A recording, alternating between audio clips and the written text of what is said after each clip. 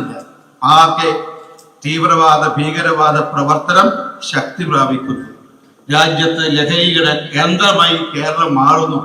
ഇപ്പോ കാശ്മീരില് നടന്ന കൂട്ടക്കൊല നമ്മുടെ കേരളത്തിന് ശക്തമായ താക്കീതും മുന്നറിയിപ്പും ഒരു സന്ദേശവും നൽകുന്നുണ്ട്.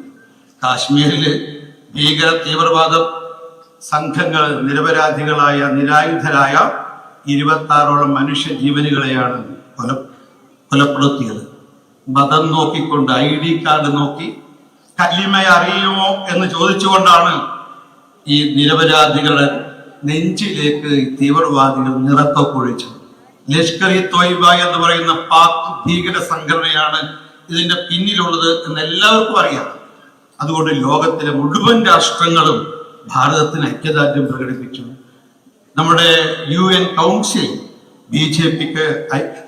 രാജ്യത്തിന് ഐക്യദാർഢ്യം പ്രകടിപ്പിച്ചു. ആർക്കും സംശയമില്ല ഇത് ഭീകരവാദ അക്രമമാണെന്ന്. പക്ഷെ നമ്മുടെ കോൺഗ്രസ് നേതൃത്വം മല്ലികാർജുന ഖാർഗെ ആയാലും രാഹുൽ ഗാന്ധി ആയാലും പറയുന്നത് എന്താ പറയുന്നത്? സുരക്ഷാ വീഴ്ച, ഇന്റലിജൻസ് തകരാറ്, ഈ തരത്തിൽ നരേന്ദ്രമോദി സർക്കാരിനെ കുറ്റപ്പെടുത്താനാണ് ശ്രമിക്കുന്നത്. മാത്രമല്ല BJP പുൽവാമയിൽ രാഷ്ട്രീയ ലക്ഷ്യം നേടാൻ ശ്രമിച്ചു, ഇതിലും രാഷ്ട്രീയ ലക്ഷ്യം നേടാൻ ശ്രമിക്കുന്നു. ഇന്നലത്തെ ദേശാഭിമാനിയിലെ ഒരു കാർട്ടൂൺ നിങ്ങൾ കണ്ടിരിക്കും. ശക്തമായ മുന്നറിയിപ്പ് പാകിസ്ഥാന് നൽകും എന്ന നമ്മുടെ പ്രധാനമന്ത്രിയുടെ പ്രസ്താവനയെ പരിഹസിച്ചുകൊണ്ട് ഈ മുന്നറിയിപ്പ് നൽകുന്നത് ശക്തമായ തിരിച്ചടി പാകിസ്ഥാന് നൽകും എന്നുള്ള പ്രധാനമന്ത്രിയുടെ പ്രസ്താവന മുസ്ലിങ്ങൾക്കെതിരായിട്ടാണെന്ന് വരുത്തിക്കൊണ്ടുള്ളൊരു കാർട്ടൂൺ ദേശാഭിമാനി വന്നു. അതേപോലെ മാധ്യമത്തിൽ ഇതേ കാർട്ടൂൺ വന്നിട്ടുണ്ട്. മാത്രമല്ല ഇത് കോൺഗ്രസ് നേതാക്കന്മാരും ഇത് തന്നെയാണ് പറയുന്നത്, CPM നേതാക്കന്മാരും ഇത് തന്നെയാണ് പറയുന്നത്. ഇന്ത്യയിലെ കോൺഗ്രസ് CPM നേതാക്കന്മാർ പറയുന്നതാണ് പാകിസ്ഥാനിലെ മാധ്യമങ്ങൾ ആഘോഷിക്കുന്നത്. പാകിസ്ഥാന്റെ ശബ്ദവും ഇന്ത്യയിലെ കോൺഗ്രസ് CPM പ്രതിപക്ഷ കക്ഷികളുടെ ശബ്ദവും ഒന്നായി മാറുന്നു. കേരളത്തിൽ എന്താ പ്രത്യേകത? കോൺഗ്രസും CPM എല്ലാം ചേർന്നുകൊണ്ട് വളർത്തിക്കൊണ്ടുവരുന്നു PFIയെ, SDPIയെ. ലഷ്കർ-ഇ-തോയ്ബയുടെ ഇന്ത്യൻ കേരള പതിപ്പാണ് PFI SDPI. നോക്കൂ നിങ്ങൾ, മഞ്ചേശ്വരം ബ്ലോക്ക് പഞ്ചായത്തിൽ കോൺഗ്രസ് ഭരിക്കുന്നത് SDPയുടെ പിന്തുണയോടുകൂടിയിട്ടാണ്. പത്തനംതിട്ട മുനിസിപ്പാലിറ്റി LDF ഭരിക്കുന്നത് SDPI പിന്തുണയോടുകൂടിയിട്ടാണ്. ഇവരെ വളർത്തിക്കൊണ്ടുവരുന്ന SDPI, PFI തീവ്രവാദ ഭീകരവാദ സംഘടനകൾ നാളെ ഇത് ID കാർഡ് നോക്കി കലിമ ചോദിച്ചുകൊണ്ട് ഇവിടെ നിരപരാധികളെ കൊലപ്പെടുത്തില്ല എന്ന് ആർക്കാണ് പറയാൻ സാധിക്കുക? അതുകൊണ്ട് LDFന്റെയും UDFന്റെയും ഈ ഭീകരവാദികൾക്ക് അനുകൂലമായ നിലപാട് അവരെ പാർട്ടിക്കകത്തുള്ള ഭൂരിപക്ഷം വിഭാഗം ആളുകളും അതിനെക്കുറിച്ച് മനസ്സിലാക്കുന്നുണ്ട്. അതുകൊണ്ടാണ് കഴിഞ്ഞ ലോക്സഭാ തെരഞ്ഞെടുപ്പിൽ അജാനൂർ പഞ്ചായത്തിലും മടിക്കേ പഞ്ചായത്തിലും CPM ശക്തി കേന്ദ്രത്തിൽ വോട്ടുകള് BJPക്ക് അനുകൂലമായിട്ട് വന്നിട്ടുള്ളത്. ഞാൻ സൂചിപ്പിക്കുന്നത് BJPക്ക് അനുകൂലമായി, NDAക്ക് അനുകൂലമായി പരമ്പരാഗത കോൺഗ്രസുകാർ, പരമ്പരാഗത മാർക്സിസ്റ്റുകാർ, നിഷ്പക്ഷപതികളായ ജനങ്ങൾ, അത് ഹിന്ദു ആവാം, മുസ്ലിം ആവാം, ക്രിസ്ത്യാനി ആവാം, എല്ലാവരും ഒരുമിച്ച് ചേർന്ന് ദേശാഭിമാനത്തിന്റെ, ദേശസ്നേഹത്തിന്റെ, രാഷ്ട്രബോധത്തിന്റെ, അതോടൊപ്പം വികസനത്തിന്റെ ഒരു പുതിയ രാഷ്ട്രീയവുമായിട്ട് നമ്മോടൊപ്പം ചേരാൻ തയ്യാറാകുന്നു എന്നുള്ളതാണ് യാഥാർത്ഥ്യം. ഞാൻ സൂചിപ്പിക്കുന്നത് ഈ സാഹചര്യം അനുകൂലമാണ്, പ്രയോജനപ്പെടുത്താൻ നമ്മളാണ് തയ്യാറാകേണ്ടത്. ഈ വികസിത കാസർഗോഡ് യാഥാർത്ഥ്യമാക്കാനുള്ള ടീം അംഗങ്ങളാണ് ഇവിടെ ഇരിക്കുന്നത് എന്ന് മനസ്സിലാക്കണം. അതുകൊണ്ട് ഒരു കാര്യം ഞാൻ പറയുന്നുള്ളൂ, ഇന്നത്തെ കൺവെൻഷൻ കഴിഞ്ഞ് പോകുന്ന സമയത്ത് ഇവിടെ വന്നിട്ടുള്ള എല്ലാവരിലും ഒരു ബോധം ഉണ്ടാകേണ്ടത് അടുത്ത 6 മാസത്തെ ഒരു പദ്ധതി, ഭാവി പരിപാടികളാണ് ഇവിടെ അഡ്വക്കേറ്റ് സുരേഷ് അവതരിപ്പിക്കാൻ പോകുന്നത്. ഇത് നമ്മുടെ panchayat municipal corporation, panchayat municipal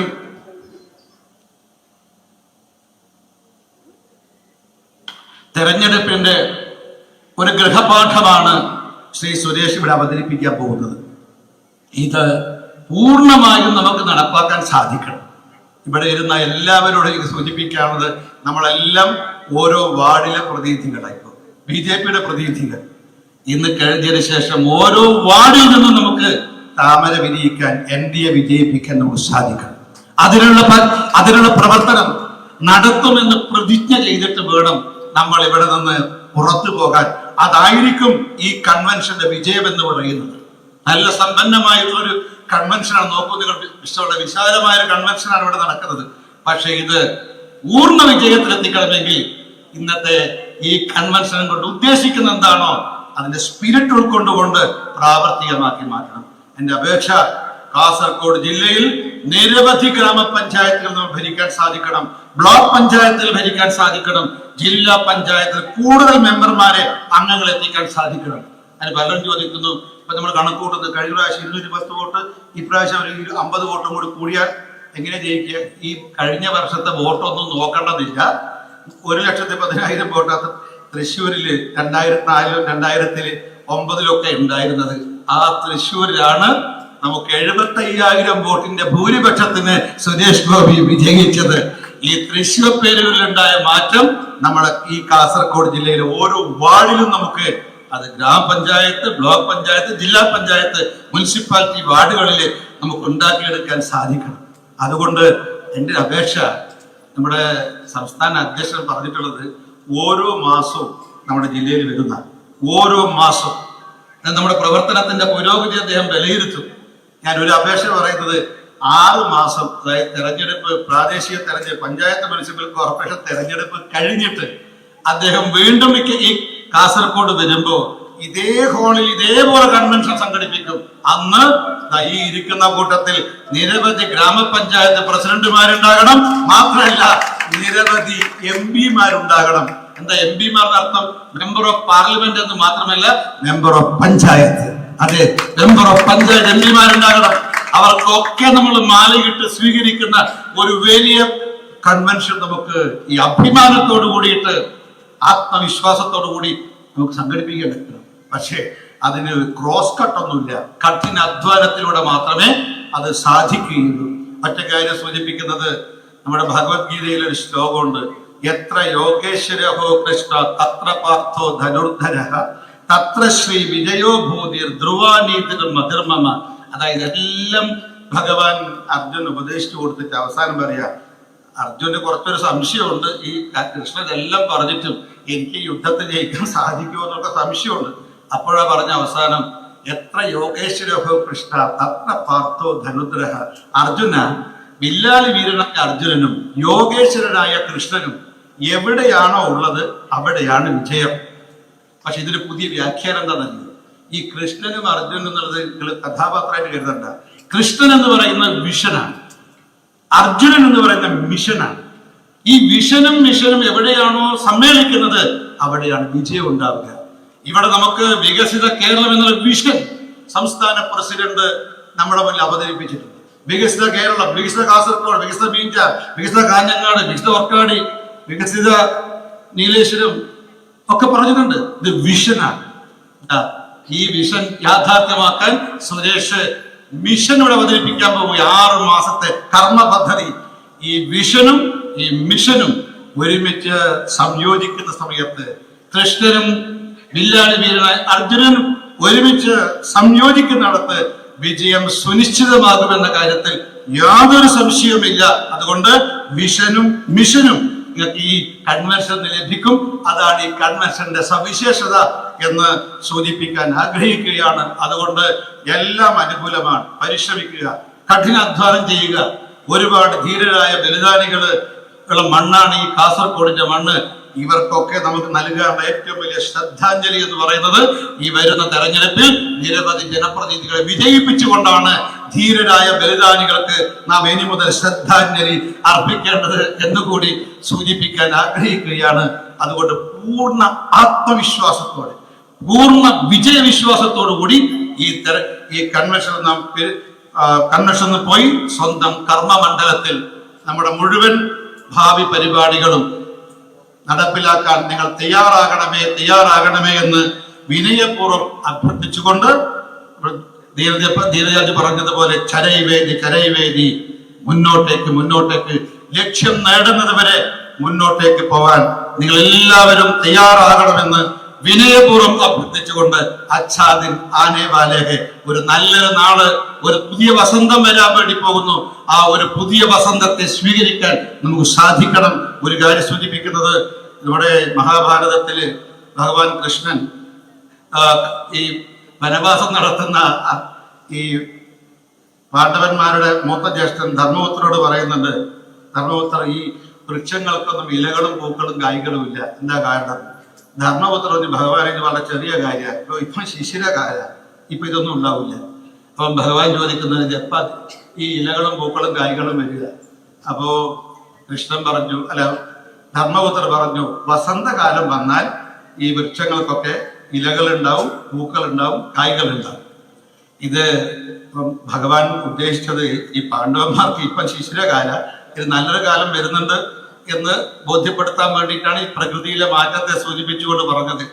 ഈ ശിശിരവും വസന്തവും ഈ മനുഷ്യർക്ക് മാത്രമല്ല, ശിശിരവും വസന്തവും സംഘടനകൾക്കുണ്ട്. അതെ, ഇതുവരെ നമുക്ക് ഒരുപക്ഷെ കേരള BJPക്ക് ഈ ഇലകളും പൂക്കളും കായ്കളും ഇല്ലാത്തൊരു ശിശിരകാലമായിരിക്കും. പക്ഷെ ഇനി ഈ ഇലകളും പൂക്കളും പൂത്തലഞ്ഞാടുന്ന ഒരു വസന്തകാലം കേരളത്തിലെ BJPയെ വരവേൽക്കാൻ കാത്തിരിക്കുന്നു. അതിനുവേണ്ടി തയ്യാറാവുക എന്ന് മാത്രം സൂചിപ്പിച്ചുകൊണ്ട് ഞാൻ എന്റെ വാക്കുകൾക്ക് വിരാമമിടുന്നു. നമസ്കാരം. വയ്ക്കാനും ജനങ്ങളുടെ അടുത്ത് എത്തിപ്പിക്കാനും ഒരു പ്രയാസം, ഒരു എഫർട്ട്. അപ്പോ ഞാൻ ആദ്യം പറയാൻ പോകുന്നത് ഇതാണ്, BJP എന്ന പാർട്ടി ഈ കേരള നാട്ടിൽ ഒരു മാറ്റം കൊണ്ടുവരാൻ ആഗ്രഹിക്കുന്ന ഒരു പാർട്ടിയാണ്. ജനങ്ങൾക്ക് ആഗ്രഹം മാറ്റം വേണം, BJP ആ മാറ്റം കൊണ്ടുവരാൻ ആഗ്രഹിക്കുന്ന ഒരു പാർട്ടിയാണ്. ആ മാറ്റം കൊണ്ടുവരണമെങ്കിൽ BJPക്ക് അധികാരത്തിൽ വരണം. അധികാരത്തിൽ വന്നാൽ മാത്രമേ നമുക്ക് ജനങ്ങളുടെ ജീവിതത്തിൽ വ്യത്യാസവും മാറ്റം കൊണ്ടുവരാൻ പറ്റൂ. അപ്പോൾ ഈ ചുമതല കിട്ടിയ ആ ദിവസം ഞാൻ സംസ്ഥാന കൗൺസിൽ അംഗത്തിന് മുന്നിൽ ഒരു വാഗ്ദാനം കൊടുത്തു. ഞാൻ അന്ന് പറഞ്ഞു, ഇന്നും പറയുന്നു, BJPനെ അധികാരത്തിൽ കൊണ്ടുവരാൻ ആണ് നമ്മുടെ ദൗത്യം. അത് പൂർത്തീകരിച്ചിട്ട് മാത്രമേ ഞാൻ ഇവിടുന്ന് പോകുള്ളൂ. അപ്പൊ ഈ ദൗത്യം, ഈ ലക്ഷ്യം, 4 കോടി മലയാളികളുടെ വികസനം, 4 കോടി മലയാളികളുടെ ക്ഷേമം, ഇതാണ് BJPന്റെ ലക്ഷ്യം, നമ്മുടെ എല്ലാവരുടെയും ഒരു ദൗത്യം.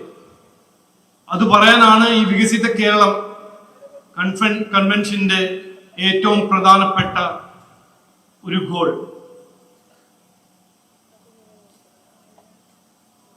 അശ്വിനിജി പറഞ്ഞു, ഈ എല്ലാവരുടെ ഒപ്പം എല്ലാവർക്കും വേണ്ടി ഒരു വികസിത കേരളം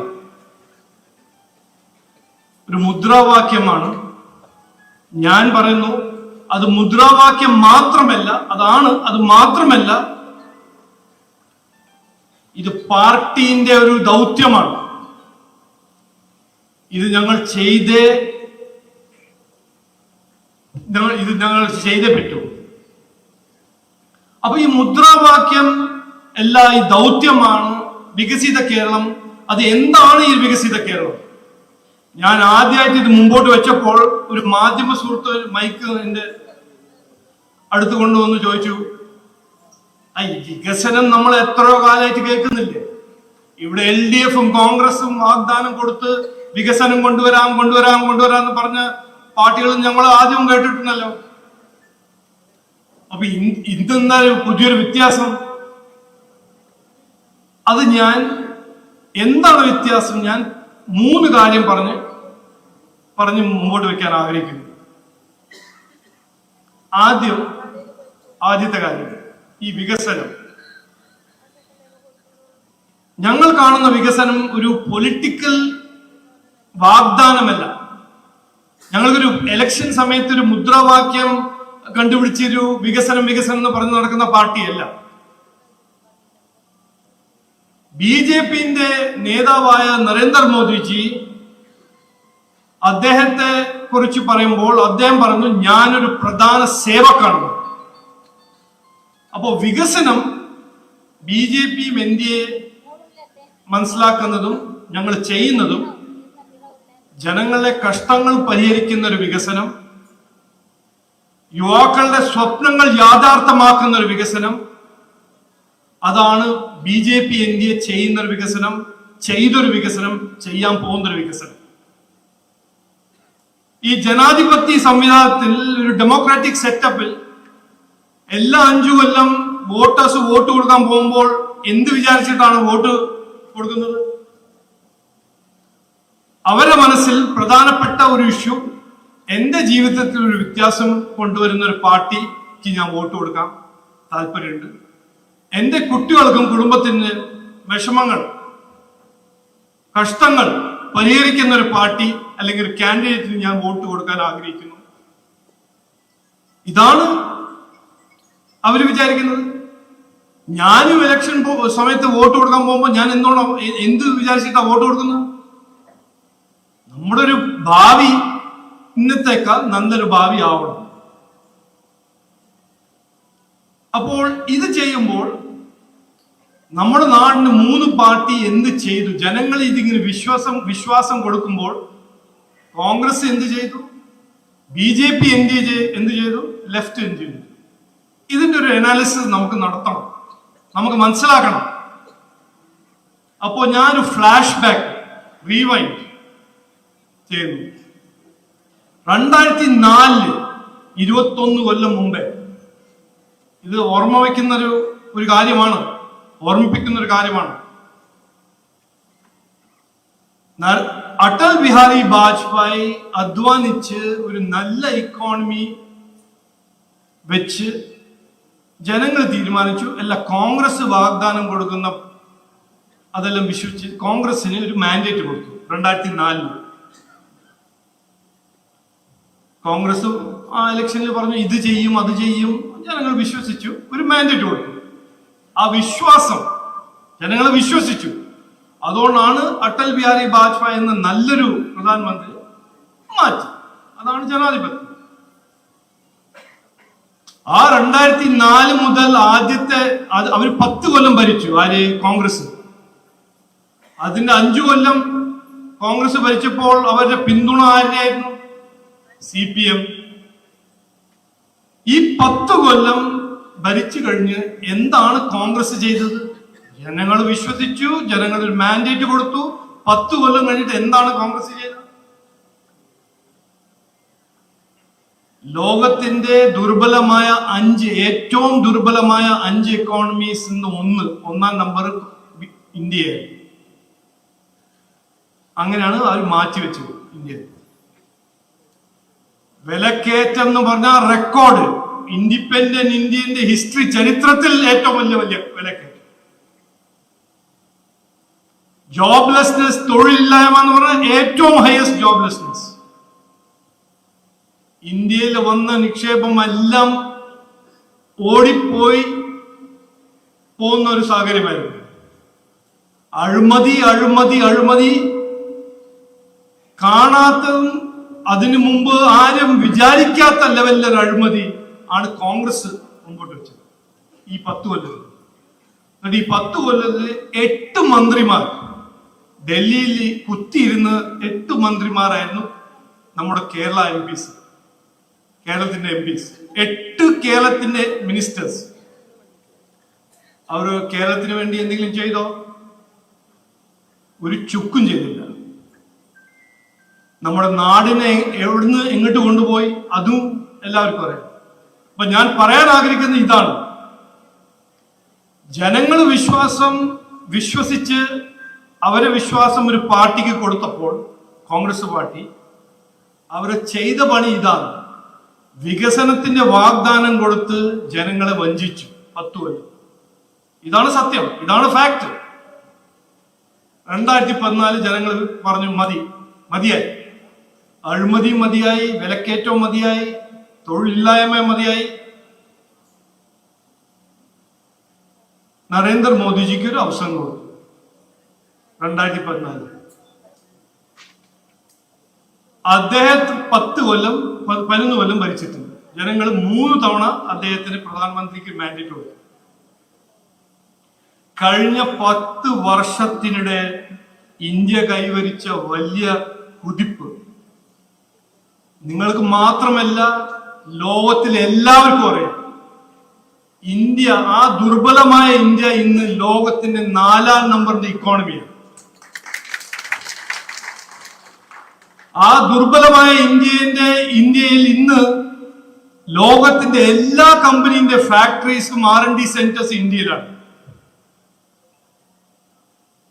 ലോകത്തിന്റെ ഏത് കൺട്രിയിൽ പോയാലും ഇന്ത്യയുടെ യുവാക്കളെ കുറിച്ച് എത്രയോ ബഹുമാനം.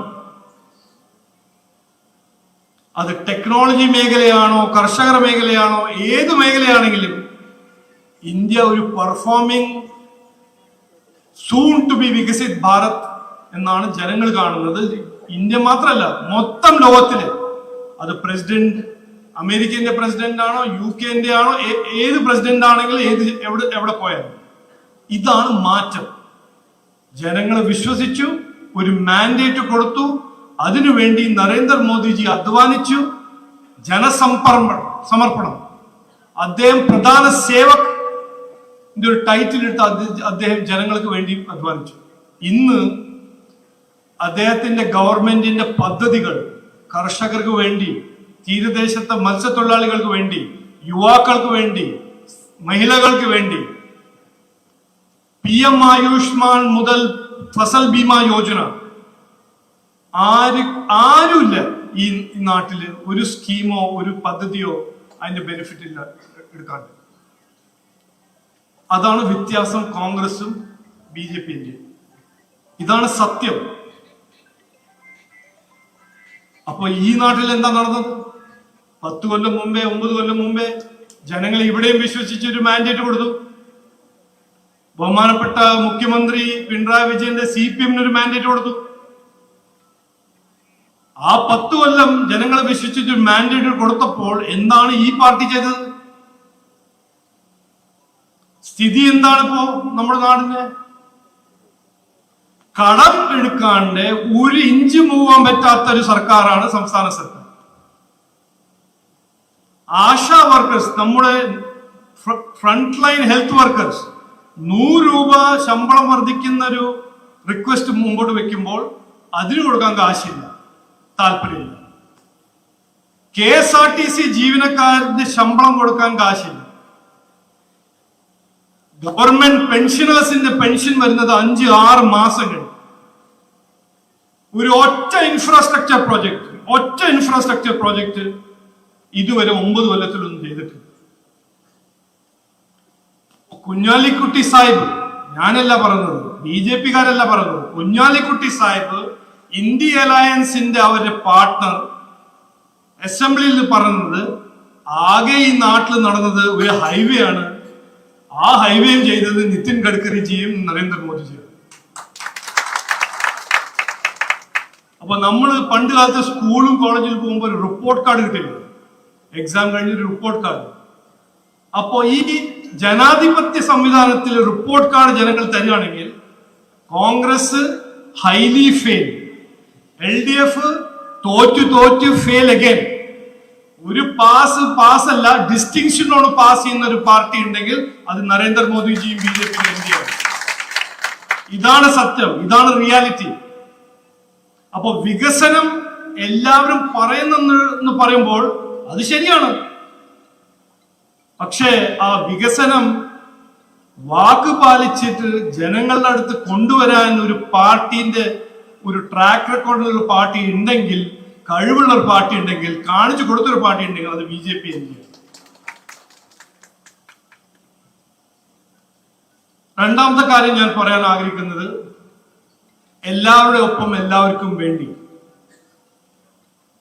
ഇത് ഞാൻ ആദ്യം പറഞ്ഞപ്പോൾ പറഞ്ഞു ഇതൊരു ഞങ്ങൾ കേട്ടിട്ടുണ്ടല്ലോ, സബ്കാ സാത്ത് സബ്കാ വികാസ്. അതൊരു സ്ലോഗനല്ല, സ്ലോഗനല്ല. നരേന്ദ്രമോദിജി 2014 മുതൽ ഇന്ന് വരെ പറയുന്നത് BJP ഒരു പ്രവർത്തകരുടെ പാർട്ടിയാണ്. അവര് എല്ലാവരുടെ ഒപ്പം എല്ലാവർക്കും വേണ്ടി പ്രവർത്തിക്കുന്ന ഒരു പാർട്ടിയാണ്. നരേന്ദ്രമോദിജിന്റെ സർക്കാർ എല്ലാവരുടെ ഒപ്പം എല്ലാവർക്കും വേണ്ടി പ്രവർത്തിക്കുന്ന, അവർക്ക് അവസരങ്ങളും ഉണ്ടാക്കുന്ന ഒരു പാർട്ടിയാണ്. ഇതിന്റെ ഒരു ഇമ്പോർട്ടൻസ്, ഇതിന്റെ ഒരു പ്രാധാന്യം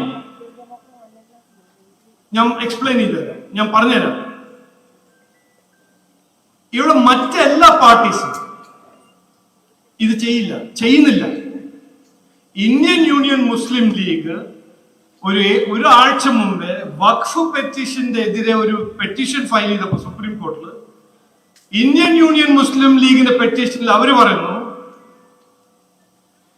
ഞങ്ങള് കേരളത്തിന്റെ മുസ്ലിംസിന് മാത്രം പ്രവർത്തിക്കുന്ന പാർട്ടിയാണ്. ഒരു നാണമില്ലാണ്ട് പറയുന്നത്. പക്ഷെ അതും തെറ്റാണ്. ശരിക്കും വഖഫ് ബില്ലിനെ എതിർക്കുന്ന ഒരു പാർട്ടി മുസ്ലിം ലീഗ് ചെയ്യുന്നത് എന്തുകൊണ്ടാണ്? അവര് മുസ്ലിംസിന് വേണ്ടി പ്രവർത്തിക്കുന്ന പാർട്ടിയല്ല, അവര് റിച്ച് മുസ്ലിംസിന് വേണ്ടി പ്രവർത്തിക്കുന്ന പാർട്ടി. സാധാരണ മുസ്ലിംസും ദുർബലമായ മുസ്ലിംസും മുസ്ലിം മഹിളകളും അവർക്ക് പ്രവർത്തിക്കുന്ന പാർട്ടി ഒരു പാർട്ടിയുള്ളൂ, അത് BJP NDA ആണ്. അതുകൊണ്ടാണ് വഖഫ് ബിൽ അമെന്റ്മെന്റ് ബിൽ കൊണ്ടുവന്നത്. അപ്പൊ അവിടെയും അവർ സെക്യുലർ അല്ല, അവിടെ അവർ വോട്ട് ബാങ്ക് പോളിറ്റിക്സ് ചെയ്യുന്നു. അപ്പൊ കോൺഗ്രസ് പാർട്ടിയോ? ഈ നാട്ടില് ഒരു പാർട്ടി ഉണ്ടെങ്കിൽ ഒന്നും ചെയ്യാണ്ട് ജനങ്ങളെ വിഡ്ഢിയാക്കി നുണ പറഞ്ഞ് നടക്കുന്ന ഒരു പാർട്ടി ഉണ്ടെങ്കിൽ അത് കോൺഗ്രസ് പാർട്ടിയാണ്. ഇതിൽ ആർക്കെങ്കിലും സംശയമുണ്ടോ? ഇല്ല, എനിക്ക് സംശയമുണ്ട്. ഇതിന്റെ ഒരു ഉദാഹരണം ഞാൻ പറഞ്ഞുതരാം. ഇവര് എത്രയോ കൊല്ലം പറഞ്ഞു ഞങ്ങൾ ക്രിസ്ത്യൻസിന് വേണ്ടി പ്രവർത്തിക്കുന്ന പാർട്ടിയാണ്, ക്രിസ്ത്യൻ കമ്മ്യൂണിറ്റി ഞങ്ങൾക്ക് മാത്രമേ വോട്ട് തരുള്ളൂ. എന്നിട്ട് മുനമ്പം 610 കുടുംബങ്ങൾ 35 കൊല്ലമായിട്ട് അവരുടെ പ്രോപ്പർട്ടി വഖഫ് ബോർഡ് തട്ടിയെടുക്കാൻ നോക്കുമ്പോൾ കോൺഗ്രസ് പാർട്ടി ആ പ്രശ്നത്തിനെയും ആ കഷ്ടത്തിനെയും പരിഹരിക്കാൻ ഒന്നും ചെയ്തില്ല, ഇന്നും ചെയ്യുന്നില്ല. എന്തുകൊണ്ട്? എത്ര കൊല്ലം അവര് അവിടെ വോട്ട് കൊടുത്തു കോൺഗ്രസ് പാർട്ടിക്ക്, കോൺഗ്രസ് MP-ക്ക്, എന്നാലും അവരൊന്നും ചെയ്തില്ല. കാരണം അവര് വിചാരിച്ച് അവരുടെ കാൽക്കുലേഷനില് ഇതൊരു 610 വോട്ടല്ലേ, നമുക്ക് അവിടെ ഒരു വലിയ വോട്ട് ബാങ്ക് ഉണ്ടല്ലോ, അപ്പൊ ഇവരെ വഞ്ചിക്കുന്നത് അവർക്ക് ഒരു പ്രോബ്ലവും ഇല്ല. അവരെ 100% രാഷ്ട്രീയം ഈ വോട്ട് ബാങ്ക് പോളിറ്റിക്സ്. അതിന്റെ ഒരു ഉദാഹരണം കൂടി ഞാൻ പറഞ്ഞുതരാം. 22 ഏപ്രിൽ ജമ്മു ആൻഡ് കശ്മീർ പഹൽഗാം 26 സാധാരണക്കാര്, നിരപരാധിയായ സാധാരണക്കാർ അവിടെ സഞ്ചരിക്കാൻ പോകുന്നു. അവിടെ പാകിസ്ഥാനി ഭീകരവാദി വരുന്നു, അവരെ മതം ചോദിച്ചിട്ട് കൊല്ലുന്നു. ഞാൻ അത് പറയുമ്പോൾ കുതിച്ചു ഓടി ചാടി വന്നു കോൺഗ്രസ്സുകാരും ലെഫ്റ്റും. അയ്യോ, ഇത് പറഞ്ഞത് ശരിയല്ല, ഇസ്ലാമോഫോബിയാണ്. അതെങ്ങനെയായി? പാകിസ്ഥാനി ഭീകരവാദിനെതിരെ എതിർക്കാൻ നമുക്ക് എല്ലാവർക്കും ഒരു അവകാശമില്ല. 26 ആൾക്കാരെ മതം ചോദിച്ചു കൊന്ന ഭീകരവാദികളെ നമ്മൾ കണ്ടം ചെയ്യാൻ നമുക്കൊരു അവകാശമില്ല. ഇല്ല, അവര് കോൺഫ്ലേറ്റ് ചെയ്യുന്നത് പാകിസ്ഥാനി ഭീകരവാദികളെതിരെ എന്തെങ്കിലും പറഞ്ഞാലും അവർക്ക് അവരുടെ വോട്ട് ബാങ്കാണ് ഓർമ്മ വരുന്നത്. അപ്പൊ ഇതാണ് കോൺഗ്രസ് പാർട്ടിന്റെ വോട്ട് ബാങ്ക് രാഷ്ട്രീയം. അപ്പൊ ലെഫ്റ്റ് ഇപ്പോ ഈ കാലത്തെല്ലാം ഒരു മിനി കോൺഗ്രസ്. പണ്ട് കാലത്ത് ലെഫ്റ്റ് എന്ന് പറഞ്ഞാൽ ഇവര് അക്രമ രാഷ്ട്രീയത്തിന്റെ ഒരു പാർട്ടിയാണ്, കോൺഗ്രസ് അഴിമതിന്റെ ഒരു രാഷ്ട്രീയത്തിന്റെ പാർട്ടിയാണ്, കോൺഗ്രസ് വോട്ട് ബാങ്ക് പോളിറ്റിക്സ് ചെയ്യുന്നു. ഈ ലെഫ്റ്റ് അവരുടെ ഒരു ഡെഡ് ഐഡിയോളജി, മാർക്സിസ്റ്റ് ഐഡിയോളജി മുമ്പോട്ട് വെക്കുന്നു. ഇതായിരുന്നു പണ്ട് കാലത്ത്, EK നായനാർ സാറിന്റെ കാലത്ത്, BSന്റെ കാലത്ത്. പക്ഷെ ഇന്ന് രണ്ട് പാർട്ടിയിൽ ഒരു വ്യത്യാസമില്ല. അവരും രണ്ടാളും ഒരു വോട്ട് ബാങ്കിന്റെ പിന്നിൽ ഓടിച്ചാടി പോകുന്നു. രണ്ട് പാർട്ടിയും അഴിമതിന്റെ മാസ്റ്റേഴ്സ് ആയിരുന്നു. ഈ CPM ബഹുമാനപ്പെട്ട മുഖ്യമന്ത്രിയുടെ മകളുടെ കമ്പനിയിൽ സംസ്ഥാന സർക്കാർ ഇൻവെസ്റ്റ് ചെയ്ത് ക്യാഷുള്ള ഒരു കമ്പനി ആ മോളുടെ കമ്പനിയിൽ കാശ് കൊടുക്കുന്നു. എന്നിട്ട് സീരിയസ് ഫ്രോഡ് ഇൻവെസ്റ്റിഗേഷൻ ഓഫീസർ ഒരു വലിയൊരു സംസ്ഥാനമാണത്, സീരിയസ് ഒരു ഓർഗനൈസേഷനാണ്. അവര് പറയുന്നു ഈ കാശ് കൊടുത്തത് ഒന്നും ചെയ്യാണ്ടേയും കാശ് കിട്ടുന്നു. ഇങ്ങനൊരു അഴിമതി CPM-ൽ ആദ്യമായിട്ടാണ് ഞാൻ കാണുന്നത്, കേൾക്കുന്നത്. അപ്പൊ കോൺഗ്രസിലും ലെഫ്റ്റിനും ഒരു വോട്ട് ബാങ്ക് പോളിറ്റിക്സിലും ഈ അഴിമതിയിൽ ഒരു വ്യത്യാസം. അതേസമയത്ത് BJP-യോ നരേന്ദ്രമോദിജി 2014 മുതൽ ഇന്ന് വരെ ഒരു ഒറ്റ പദ്ധതിയിൽ ആരെതിരെ ഡിസ്ക്രിമിനേറ്റ് ചെയ്തിട്ടില്ല. ഞാൻ UP ഇലക്ഷന്റെ ഒരു ടീമില് 21 UP ഇലക്ഷന്റെ ടീമിൽ ഉണ്ടായിരുന്നു. അവിടെ ഞാൻ മനസ്സിലാക്കിയത് PM ആവാസ് യോജനയുടെ ഏറ്റവും വലിയ ബെനിഫിഷ്യറീസ് മുസ്ലിം കുടുംബങ്ങളായിരുന്നു. അപ്പൊ ഈ നാട്ടിൽ ഒരു പാർട്ടി ഉണ്ടെങ്കിൽ, എല്ലാവർക്കും പ്രവർത്തിക്കുന്ന ഒരു പാർട്ടി ഉണ്ടെങ്കിൽ അത് BJP ആണ്. എല്ലാവരുടെ ഒപ്പം എല്ലാവർക്കും വേണ്ടി BJP പറയുമ്പോൾ ഇതാണ് ഞങ്ങളുടെ ഐഡിയോളജി, ഞങ്ങൾ എല്ലാവർക്കും വേണ്ടി പ്രവർത്തിക്കും, ആരുടെ മതം നോക്കില്ല, ആരുടെ സമുദായം നോക്കില്ല, ഇന്ത്യൻ ആണെന്ന് നോക്കി എല്ലാവർക്കും വേണ്ടി പ്രവർത്തിക്കും. ഇന്ത്യന്റെ എതിരെ ആരെങ്കിലും എന്തെങ്കിലും ചെയ്താലോ പറഞ്ഞാൽ ഞങ്ങൾ അത് ശക്തമായിട്ട് എതിർക്കും. അത് ആരാണെങ്കിലും അത് ചെയ്യുമ്പോൾ ഞങ്ങൾ ഈ കമ്മ്യൂണിറ്റി, ഈ സമുദായത്തിന്റെ എഗെയിൻസ്റ്റ് ആണോ മറ്റേ സമുദായത്തിന്റെ എഗെയിൻസ്റ്റ് ആണോ പറഞ്ഞു നടക്കുന്ന കോൺഗ്രസും ലെഫ്റ്റും അവര് വോട്ട് ബാങ്ക് പോളിറ്റിക്സ് ചെയ്യും. അപ്പൊ ഈ രണ്ട് കാര്യങ്ങൾ നമുക്ക് മനസ്സിൽ വെക്കണം, മനസ്സിലാക്കണം. ഈ വരുന്ന തെരഞ്ഞെടുപ്പിൽ ഈ രണ്ട് കാര്യങ്ങളാണ് നമ്മൾ ജനങ്ങളുടെ മുമ്പിൽ വെക്കാൻ പോകുന്നത്. ഇതാണ് BJP ചെയ്യാൻ ആഗ്രഹിക്കുന്നത്, വികസിത കേരളം. എല്ലാവർക്കും തൊഴിൽ, എല്ലാവർക്കും അവസരങ്ങൾ, നിക്ഷേപം കൊണ്ടുവരാൻ ഒരു എൻവയറമെന്റ്, അഴിമതിയില്ലാത്തൊരു ഗവൺമെന്റ്. ഇത് ചെയ്താൽ നിക്ഷേപം വരും. നിക്ഷേപം വന്നാൽ തൊഴിലും അവസരങ്ങൾ ഉണ്ടാവും. എന്നിട്ട് ഇൻവെസ്റ്റ്മെന്റ് എന്ന് പറയുമ്പോൾ ഞാൻ ഫാക്ടറി മാത്രമായിട്ടല്ല പറഞ്ഞത്, കർഷകർക്ക് ഇൻവെസ്റ്റ്മെന്റ് വേണം, അവരെ മുമ്പോട്ട് കൊണ്ടുപോകാൻ ഇൻവെസ്റ്റ്മെന്റ്. തീരദേശത്ത് മത്സ്യത്തൊഴിലാളിക്കും അവർക്കും വേണം സോഷ്യൽ ഇൻഫ്രാസ്ട്രക്ചറും ഫിസിക്കൽ ഇൻഫ്രാസ്ട്രക്ചറും. ഇതെല്ലാം ചെയ്യാൻ ഒരു കഴിവും താല്പര്യവും ഒരു റെക്കോർഡ് ഉണ്ടെങ്കിൽ അത് BJP NDA ആണെന്നാണ് ഞാൻ പറയാൻ ആഗ്രഹിക്കുന്നത്. ഞാൻ ഈ ചുമതല ഏറ്റ ദിവസം ഒരു വേറെ കാര്യം പറഞ്ഞു, അത് ഞാൻ പറയാൻ ആഗ്രഹിക്കുന്നു. ഞാൻ ഈ ചുമതല ഏറ്റ് ഈ ഉത്തരവാദിത്വം എനിക്ക് കിട്ടിയപ്പോൾ ഞാൻ പറഞ്ഞത് ഇതാണ്: ഞാൻ ഇവിടെ നേതാവാനല്ല വന്നിരിക്കുന്നത്.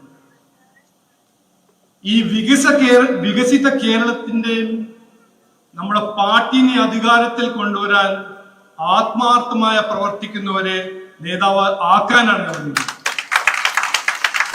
അപ്പൊ ഈ ഹാളില് നല്ലൊരു ഹാളാണ്, നല്ല അറ്റൻഡൻസ് ഉണ്ടെന്ന്, എത്രയോ നിങ്ങൾ എല്ലാവരും പ്രവർത്തിച്ചാൽ ഭാവിയിൽ BJP-ന്റെ നേതാവാനും BJP-നെ മുമ്പോട്ട് കൊണ്ടുപോകാൻ നിങ്ങൾക്ക് എത്രയോ ഇവിടുത്തെ പ്രവർത്തകർക്ക് കഴിവുണ്ട്. അതിൽ എനിക്കൊരു സംശയമുണ്ട്. അവസാനം എനിക്ക് പറയാൻ ഇതാണ്: ജനങ്ങൾക്ക് മാറ്റം വേണം. നമ്മുടെ നാട് മാറിയേ പറ്റും. ഈ ഭാവിയിൽ ഈ ലോകത്തിൽ എത്രയോ ചേഞ്ചസ് വരുന്നുണ്ട്. എല്ലാ മേഖലയിലും ടെക്നോളജി, അത് കർഷകർ, അഗ്രികൾച്ചർ ആണോ, ട്രേഡ് ആണോ, ടെക്നോളജി, വിദ്യാഭ്യാസം, സ്കിൽസ്, ഇതെല്ലാം എത്രയോ പ്രധാനപ്പെട്ട ഇഷ്യൂസ് ആയിട്ട് മാറുന്നുണ്ട്. മാറ്റം കൊണ്ടുവരണം. അധികാരത്തിൽ വന്നാൽ BJP-ക്ക് മാത്രമേ ഈ മാറ്റം കൊണ്ടുവരാനുള്ള കഴിവുള്ളൂ. അടുത്ത 6 മാസം നമ്മളെല്ലാവരും ഒറ്റക്കെട്ടായിട്ട് അശ്വിനിജിന്റെ ലീഡർഷിപ്പിൽ ഇവിടെ അധ്വാനിച്ചാൽ ആ മാറ്റം കൊണ്ടുവരാൻ നമുക്ക് കഴിയും, അധികാരത്തിൽ വരാൻ നമുക്ക് കഴിയും. ആ അവസരം നമ്മളുടെ മുമ്പിൽ വരും. അപ്പോൾ അധ്വാനിക്കണം. ആ വീഡിയോ പറഞ്ഞ പോലെ നിരന്തര പരിശ്രമം അതാണ് വേണ്ടത്. അതിന്റെ ഡീറ്റെയിൽസ് നമ്മൾ അഡ്വക്കേറ്റ് സുരേഷ് ജി സെക്കൻഡ് സെഷനിൽ മുമ്പോട്ട് വെക്കും. എന്താണ് നമുക്ക് ചെയ്യേണ്ടത് അടുത്ത 6 മാസം. അത് ചെയ്താൽ ഈ വികസിത കേരളം എന്ന സാധ്യത നമുക്ക് യാഥാർത്ഥ്യമാക്കാം. മാറാത്തത് ഇനി മാറും എന്ന് പറഞ്ഞ് ഞാൻ വാക്ക് ചുരുക്കുന്നു. എല്ലാവർക്കും നമസ്കാരം, നന്ദി, ജയ് ഹിന്ദ്, ഭാരത് മാതാ കി, ഭാരത് മാതാ കി, ഭാരത് മാതാ കി. വികസിത കേരളം കാസർഗോഡ് ജില്ലാ കൺവെൻഷനിൽ അടുത്തതായി മുഖ്യ പ്രഭാഷണം നടത്തുന്നത് ബിജെപിയുടെ മുൻ സംസ്ഥാന അധ്യക്ഷനും ദേശീയ നിർമ്മാണ സമിതി അംഗവുമായ ശ്രീ പി കെ കൃഷ്ണദാസ് ജിയാണ്. അദ്ദേഹത്തെ മുഖ്യ പ്രഭാഷണം നടത്തുന്നതിന് വേണ്ടി ക്ഷണിക്കുന്നു.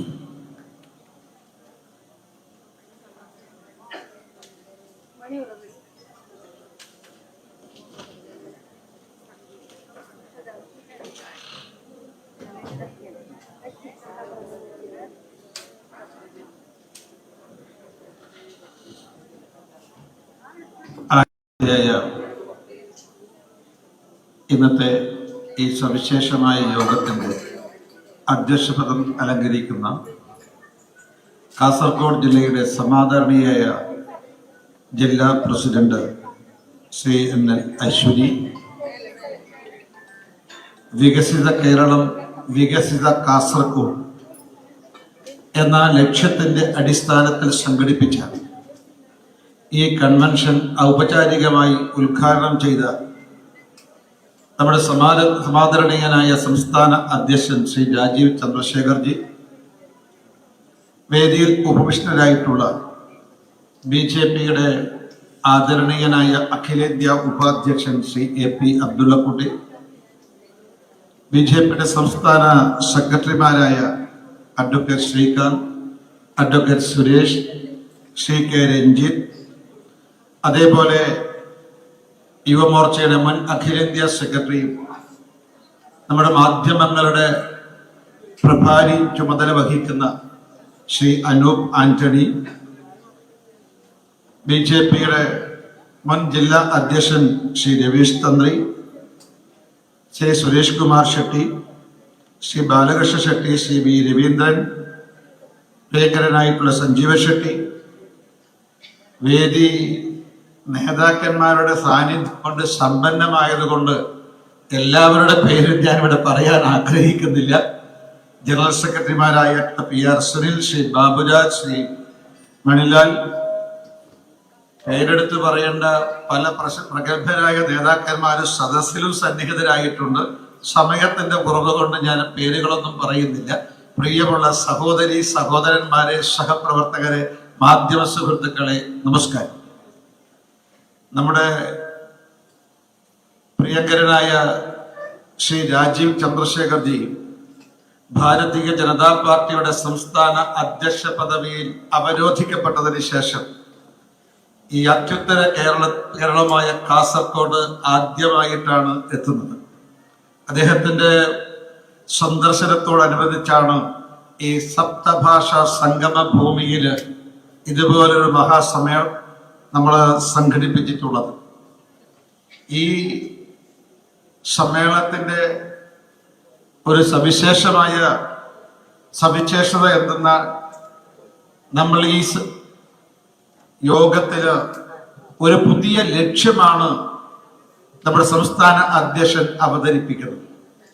അതാണ് വികസിത കേരളം, വികസിത കാസർഗോഡ്, വികസിത കാഞ്ഞങ്ങാട്, വികസിത മഞ്ചേശ്വരം, വികസിത എൺമകജെ, വികസിത ഒർക്കാടി, വികസിത നീലേശ്വരം, വികസിത തൃക്കരിപ്പൂർ, വികസിത വൈവളികെ, അങ്ങനെ എല്ലാം വികസിത. നമ്മുടെ ഓരോ പഞ്ചായത്തും വികസിക്കണം, ഓരോ വാർഡും വികസിക്കണം.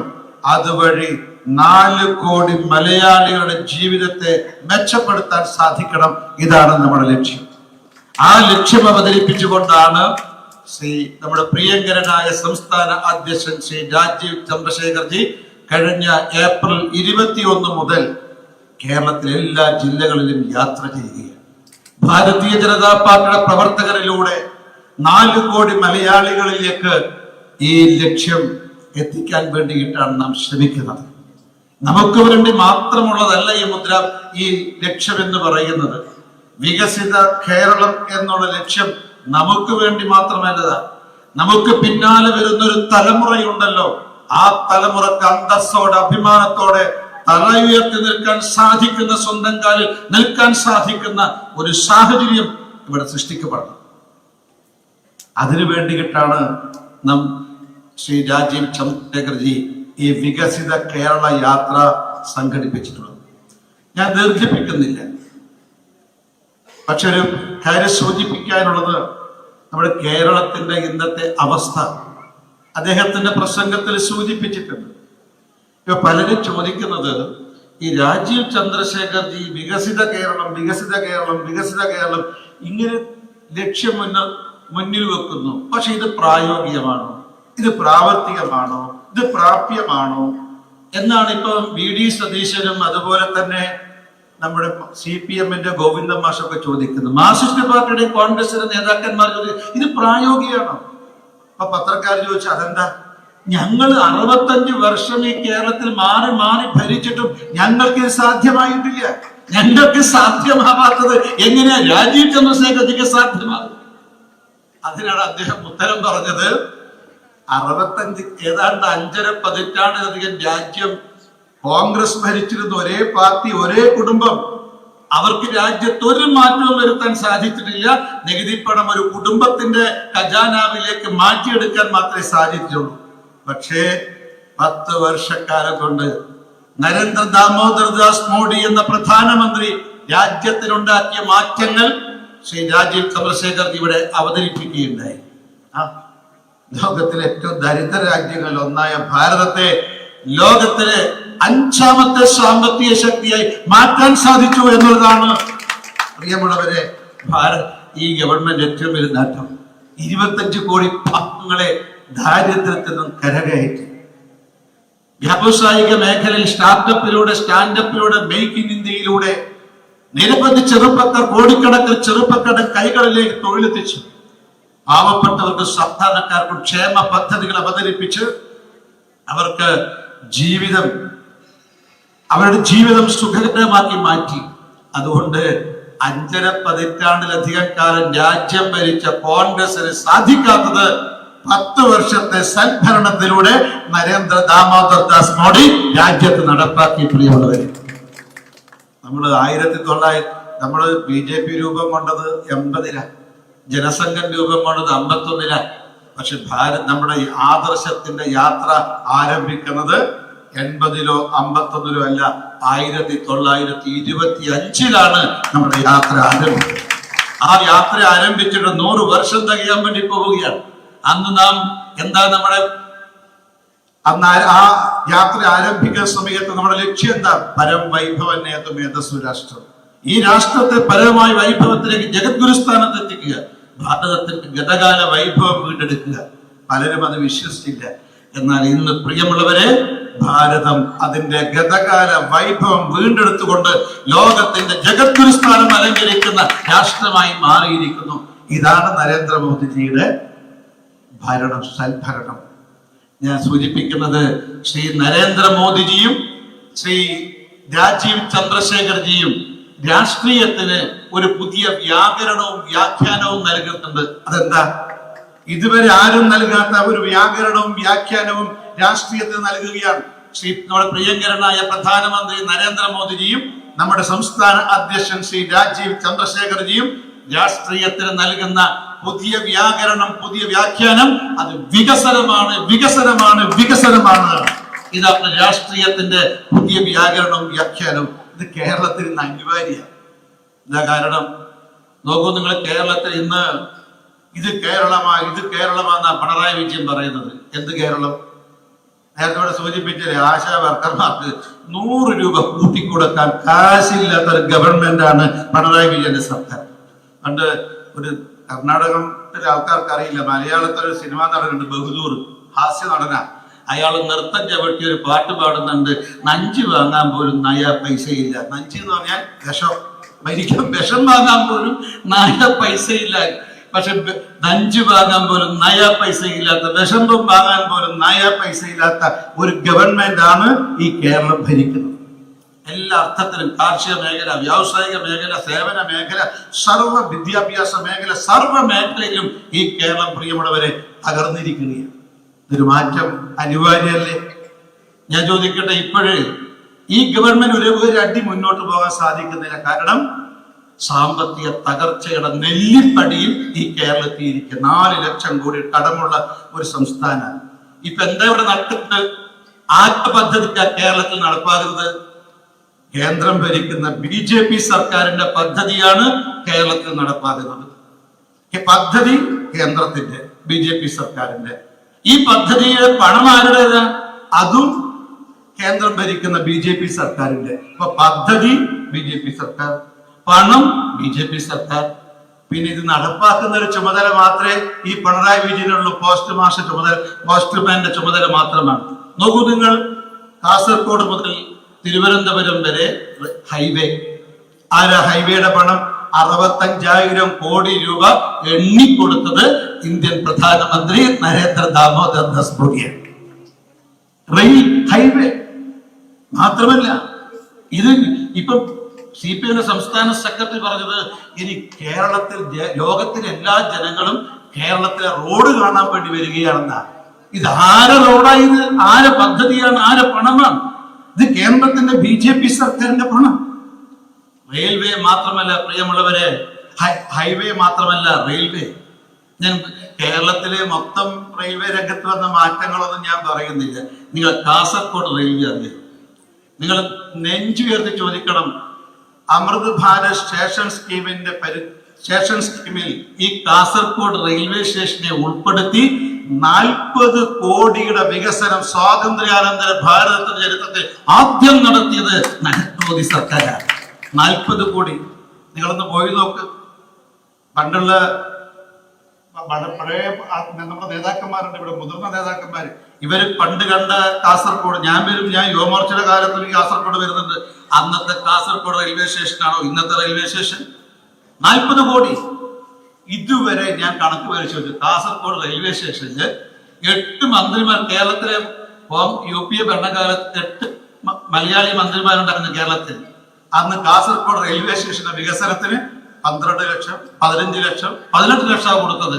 സ്വാതന്ത്ര്യ സമ്പാദനത്തിന് ശേഷം ആദ്യമായിട്ടാണ് കാസർഗോഡ് റെയിൽവേ സ്റ്റേഷന്റെ വികസനത്തിന് വേണ്ടി 40 കോടി രൂപ അനുവദിക്കുന്നത്.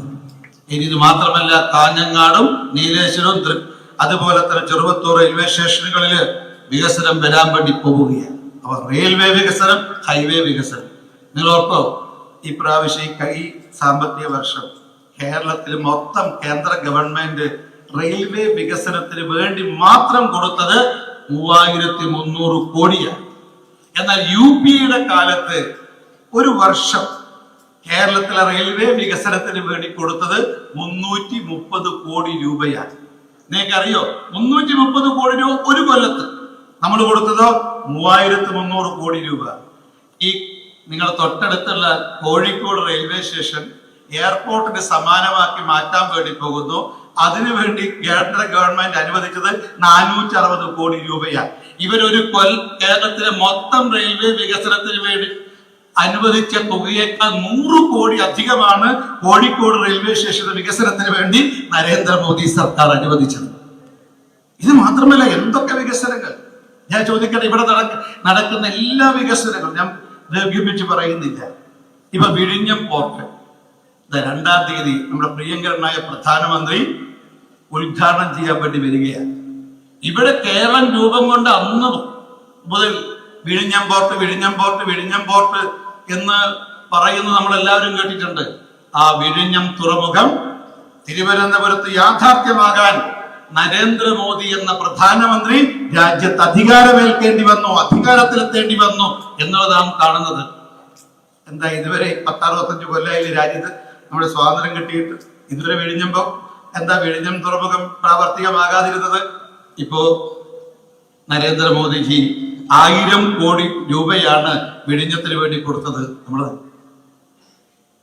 അപ്പൊ ഞാൻ ചോദിക്കട്ടെ, ഞാൻ കൂടെ ദീർഘിപ്പിക്കുന്നില്ല. അതിനപ്പുറത്ത് ധാരാളം ഒരുപാട് ഉദാഹരണങ്ങൾ നമുക്ക് പറയാറുണ്ട്. ഇപ്പം ആവാസ് യോജന നമ്മുടെ ഏതാണ്ട് 4,01,31,271 വീടുകൾ കേരളത്തിൽ കൊടുത്തിട്ടുണ്ട്. ആരുടെ പണം? പദ്ധതി കേന്ദ്രം, പണം കേരളം. ഇതുപോലെ 21.8 ലക്ഷം വീടുകൾക്ക് കേരളത്തിൽ ജൽജീവൻ മിഷനിലൂടെ ശുദ്ധജലം എത്തിച്ചു കൊടുത്തിട്ടുണ്ട്. ആരെ പദ്ധതി, ആരെ പണം? കേന്ദ്രത്തിന്റെ. അതുപോലെ പ്രതിവർഷം 6000 രൂപ കർഷകർക്ക് നൽകുന്ന കിസാൻ സമ്മാൻ യോജനയുടെ ഭാഗമായിട്ട് 28 ലക്ഷം കർഷകർക്കാണ് കേരളത്തിൽ പ്രതിവർഷം 6000 രൂപ കൊടുക്കുന്നത്. പദ്ധതിക്കാരുടേതാ കേന്ദ്രം, പണമാരുടേതാ കേന്ദ്രം. അപ്പൊ ഞങ്ങൾ ചോദിക്കാനുള്ളത്, പദ്ധതിയും കേന്ദ്രം, പണവും കേന്ദ്രം, പിന്നെ നടപ്പാക്കാനായിട്ടൊരു CPM ഗവൺമെന്റ് ഇവിടെ ആവശ്യമുണ്ടോ? ഈ CPM ഗവൺമെന്റ് എന്താ ചെയ്യുന്നത്? കേന്ദ്രത്തിനോട് മത്സരിക്കുന്നു, കേന്ദ്രത്തോട് മല്ലടിക്കുന്നു. വികസനം നടപ്പാക്കുന്ന, പദ്ധതികൾ നടപ്പാക്കുന്ന, അതുവഴി പണം അനുവദിക്കുന്ന BJP സർക്കാരിനെ അട്ടിമറിക്കാൻ ശ്രമിക്കുന്ന ഒരു ഗവൺമെന്റാണോ കേരളത്തിൽ വേണ്ടത്? അല്ലെങ്കിൽ കേന്ദ്രവുമായി മത്സരിക്കുന്ന, മല്ലടിക്കുന്ന ഗവൺമെന്റ് ആണോ കേരളത്തിൽ വേണ്ടത്? അല്ലെങ്കിൽ വികസനം നടപ്പാക്കുന്ന, കേന്ദ്രത്തോട് ഒട്ടി നിൽക്കുന്ന, ഒത്തുചേർന്നു പോകുന്ന ഒരു ഗവൺമെന്റ് ആണോ കേരളത്തിൽ വേണ്ടത്? അതുകൊണ്ട് പ്രിയമുള്ളവരെ, പദ്ധതിയും പണവും മോഡി സർക്കാരിൻ്റെതാണ്, BJP സർക്കാരിൻ്റെതാണ്. അത് പൂർണ്ണമായി നടപ്പാക്കാൻ ഈ കേരളത്തിൽ ഒരു BJP സർക്കാരാണ് ആവശ്യം. ആ ദൗത്യവുമായിട്ടാണ് ശ്രീ രാജീവ് ചന്ദ്രശേഖർ വികസിത കേരളം എന്ന ലക്ഷ്യം മുൻനിർത്തിക്കൊണ്ട് ഈ യാത്ര സംഘടിപ്പിച്ചിട്ടുള്ളത്. അവർ തീർച്ചയായും ജനങ്ങള് മനസ്സിലാക്കുക, ജനങ്ങൾ തിരിച്ചറിഞ്ഞിരിക്കുന്നു. കേരളത്തിൽ കാലാകാലമായി മത്സരിച്ച LDF, UDF, CPM, കോൺഗ്രസ് എതിരായിട്ട് ഒരു പുതിയ രാഷ്ട്രീയം ഈ കേരളത്തിൽ ഉയർന്നു വരികയാണ്. അത് വികസനത്തിന്റെ രാഷ്ട്രീയമാണ്. നമ്മുടെ ഈ വികസിത കേരളത്തിൽ, ഈ സങ്കല്പത്തിൽ ജാതിയില്ല, മതമില്ല, പ്രദേശമില്ല. 4 കോടി കേരളീയരാണ് ഇതിന്റെ പരിധിയിൽ ഉൾപ്പെടുന്നത്. അതുകൊണ്ട് ഈ കേരളത്തിന്റെ വികസനത്തിന് വേണ്ടിയിട്ടുള്ള ഒരു പുതിയ രാഷ്ട്രീയം കേരളത്തിൽ ഇന്ന് ഉയർന്നു വന്നിരിക്കുന്നു. തീർച്ചയായിട്ടും ഒരു കാര്യമുള്ളത്, ഈ വികസിത കേരളം യാഥാർത്ഥ്യമാകണമെങ്കിൽ നമ്മുടെ അധ്യക്ഷൻ സൂചിപ്പിച്ചതുപോലെ, മലയാളത്തിൽ ഒരു കവി പാടിയതുപോലെ, അതായത് അധികാരം കൊയ്യണം ആദ്യം നാം, അതിനുമേലാകട്ടെ പൊന്നാര്യൻ എന്ന് വിപ്ലവ കവി പാടിയിട്ടുണ്ട്. ഏലേലുകൾ പണിയെടുക്കുന്ന തൊഴിലാളിക്ക് അവന്റെ മുഴുവൻ കൂലിയും കിട്ടണമെങ്കിൽ വയലേലുകളിൽ അധ്വാനിക്കുക മാത്രമല്ല, അധികാരവും കൂടി കൊയ്യണം, അധികാരവും കൂടി നേടണമെന്ന് കവി പാടിയിട്ടുണ്ട്. അധികാരം കൊയ്യണം ആദ്യം നാം, അതിനുമേലാകട്ടെ പൊന്നാര്യൻ. അതുകൊണ്ട് പ്രിയമുള്ളവരെ, പഞ്ചായത്തിൽ, മുനിസിപ്പാലിറ്റിയിൽ, ബ്ലോക്ക് പഞ്ചായത്തിൽ, ജില്ലാ പഞ്ചായത്തിൽ എല്ലാം തന്നെ ഭാരതീയ ജനതാ പാർട്ടിക്ക്, NDAക്ക് അധികാരത്തിലേറാൻ സാധിക്കണം. അതിനുള്ള ആഹ്വാനവുമായിട്ടാണ്, അതിനുള്ള വിഷൻ, അതിനുള്ള മിഷൻ, ഇത് രണ്ടും നമ്മുടെ മുന്നിൽ അവതരിപ്പിക്കാനാണ് ശ്രീ രാജീവ് ചന്ദ്രശേഖർജി ഈ കേരള വികസന യാത്രയുമായിട്ട്, ഈ അത്യുത്തര കേരളമായിട്ടുള്ള കാസർഗോഡ് എത്തിച്ചേർന്നിട്ടുള്ളത്. ഞാൻ ദീർഘിപ്പിക്കുന്നില്ല, ഒരു കാര്യം മാത്രമേ സൂചിപ്പിക്കുന്നുള്ളൂ. ഈ കേരളത്തിലെ മുഴുവൻ ഇന്നത്തെ രാഷ്ട്രീയ സാഹചര്യം BJPക്കും NDAക്കും അനുകൂലമാണ്. അതിന്റെ ആരംഭം 2024 ലോക്സഭാ തെരഞ്ഞെടുപ്പിൽ തുടങ്ങിയിട്ടുണ്ട്. ഇന്ന് കേരളത്തിലെ ജനങ്ങള് BJPയുടെ ഒപ്പം നിൽക്കാൻ തയ്യാറാകുന്ന പുതിയൊരു ധ്രുവീകരണം ഇവിടെ 2024 ലോക്സഭാ തെരഞ്ഞെടുപ്പിലൂടെ വന്നിട്ടുണ്ട്. നിങ്ങൾക്കറിയാം, നമുക്ക് മുന്നോക്കക്കാർ മാത്രമേ വോട്ട് ചെയ്യൂ, പിന്നോക്കക്കാർ വോട്ട് ചെയ്യില്ല. ഭൂരിപക്ഷക്കാരെ വോട്ട് ചെയ്യും, ന്യൂനപക്ഷക്കാർ വോട്ട് ചെയ്യില്ല.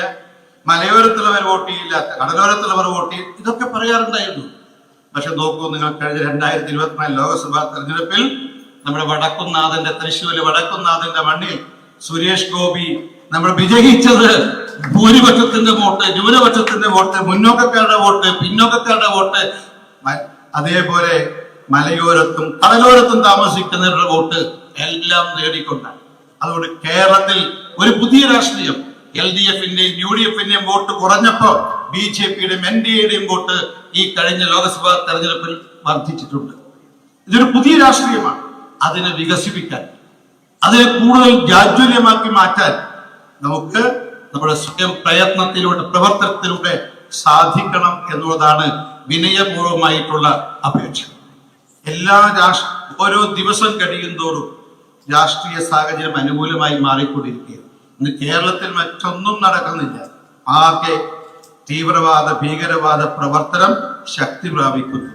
രാജ്യത്ത് ലഹരിയുടെ കേന്ദ്ര